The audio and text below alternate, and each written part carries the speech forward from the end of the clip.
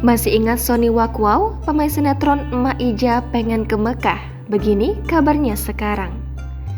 Sony Wakwau sempat tenar setelah membintangi sinetron Emak Ija pengen ke Mekah pada tahun 2014 lalu.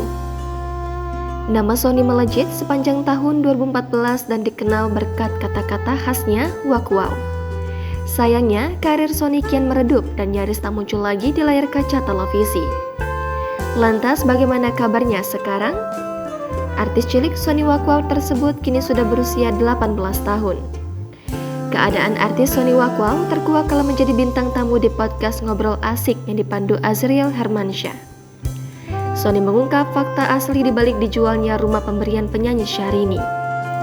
Dulu, pada tahun 2015, penyanyi cantik tersebut membelikan Sony rumah di kawasan Cilengsi.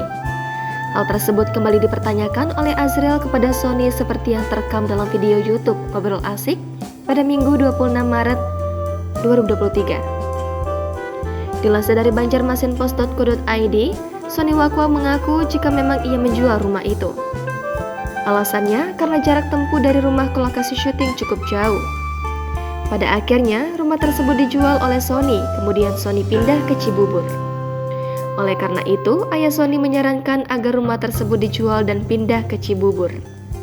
Pesinetron dan penyanyi bernama asli Sony Kurniawan tersebut kini menjadi YouTuber dan DJ.